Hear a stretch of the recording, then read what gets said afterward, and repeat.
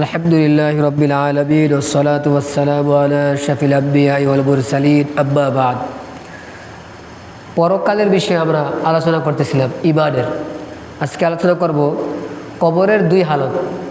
কবরের জগতে কারো কবরে সওয়াব হবে আর কারো কবরে আযাব হবে। কী অর্থ?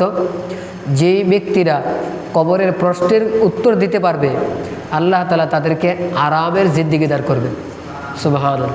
আল্লাহ তাআলা আমাদের সবাইকে আরামের জিন্দেগি দান করেন। এটা হলো সওয়াব।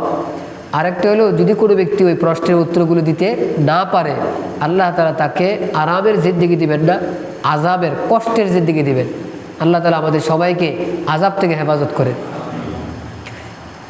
এখানেও আমরা বুঝি যাকে আরামে রাখবেন তাকে আরামের অর্থ এটা না যে জান্নাতে প্রবেশ করাই দিবেন, বরং কবরে থাকা অবস্থায় জান্নাতের সাথে যোগাযোগ করাই দেবেন। কেন? জান্নাতে প্রবেশ করার অর্থ হইব হাসরের ময়দানে বিচার হাজির হওয়ার পরে। বুঝাতে পারছি? ঠিক তেমনিভাবে কোনো ব্যক্তি যদি কষ্টে থাকে এর অর্থ এটা না যে তাকে জাহান্নামে ঢুকাই দিছে। জাহান্নামে প্রবেশ করাবে হাসরের ময়দানে হিসাব কিতাবের পরে। তবে যাকে আল্লাহ কষ্টের জিন্দেগি দিবেন তার কবরের সাথে জাহান্নামের যোগাযোগ হয়ে দেবে, লাইন করে দেবে। আল্লাহ আমাদেরকে হেফাজত করেন। আরেকটা বিষয় ইসালে সওয়াব। একটা হলো সওয়াব, আরেকটা হলো ইসালে সওয়াব।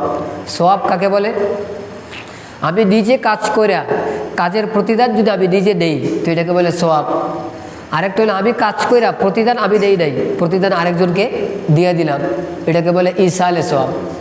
এখন যে সমস্ত ব্যক্তি দুনিয়ার থেকে বিদায় দিছে তাদের আমল বন্ধ হয়ে গেছে, তো তাদের কি দরকার? ইসালে সওয়াব। তাহলে আমি আর আপনি যদি আমল করি, 2 রাকাত নামাজ পড়ি, বললাম আল্লাহ নফল নামাজ পড়লাম 2 রাকাত, এটার সওয়াবটা আমার আব্বার জন্য দিয়ে দেন, এই সওয়াবটা আমার দাদার জন্য দিয়ে দেন, তো তারা এই সওয়াবটা পাবে। পৃথিবীতে কিছু লোক আছে, এখন একটা দল আছে, এরা এই ইসালে সওয়াবকে মানে না। যদি ইসালে সওয়াবকে না মানে তো হাসরের ময়দানে মাফ পাওয়াটা মারাত্মক কঠিন হয়ে যাবে। এটা ভাইকে বললে কথা লম্বা হয়ে যাবে। আলহামদুলিল্লাহ আমরা এটাকে বিশ্বাস করি।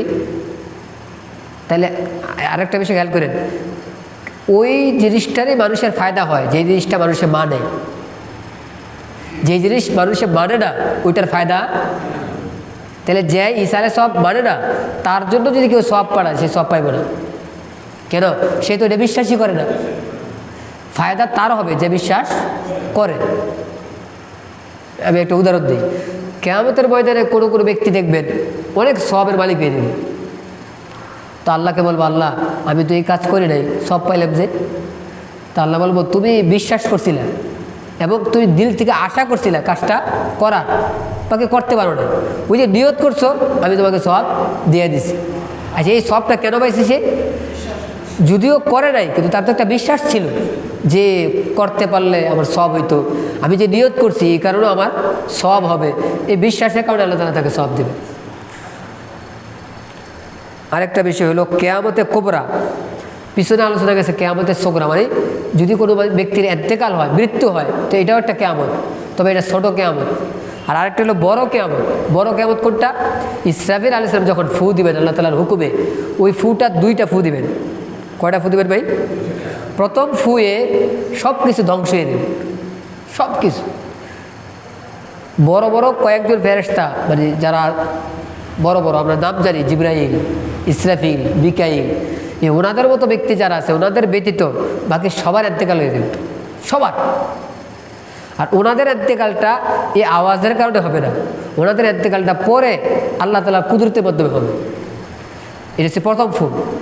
এরপর আল্লাহ তাআলা আবার ইসরাফিল আলাইহিস সালামকে আল্লাহ তাআলা জিন্দা কইরা ওনাকে শক্তি দিবেন, উনি দ্বিতীয়বার ফু দিবেন।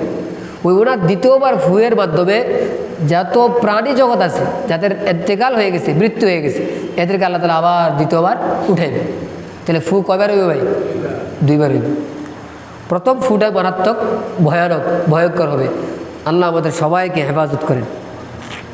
আরেকটা বিষয় হলো হিসাব কিতাব। হিসাব কিতাবের ক্ষেত্রে আমার আপনার বিশ্বাস রাখতে হবে প্রত্যেক বান্দাকে, প্রত্যেক ব্যক্তিকে, পুরুষ হোক নারী হোক, আল্লাহর দরবারের সামনে দাঁড়াইতে হবে। কোরআনের এক আয়াতে আল্লাহ বলছেন ওয়াকুল্লুহুম আতিহি ইয়াউমাল কিয়ামাতি ফারদা, সবার বিচার একসাথে হবে না, একজন করে হিসেবে হইবে। আমরা কিন্তু অনেক সময় দেখছি যদি কোনো জায়গায় জাম হয়ে যায়, ভিড় বেশি হয়, তো সেখানে কোনো বিষয় সহজ হয়ে যায়, এমন হয় না? কে বেশি মানুষ, এটা হিসাব কিতাব দিতে কী হয়ে যায়, ঝামেলা হয়ে যায়। হ্যাঁ আপনারা কয়জন? আমরা 100 জন। 100 জন নি, সত্যি নি? সবাইকে জি কইছে, যান যান যান, এটা হিসাব করে ছেড়ে দিছে। কিয়ামতের ময়দানে এই আধা কথা হিসাব হইব না, একজন করে হিসাব হইব। তাহলে ওই সময় মানে পরিস্থিতিটা কেমন ভয়াবহ হবে। আল্লাহ আমাদের সবাইকে হেফাজত করেন।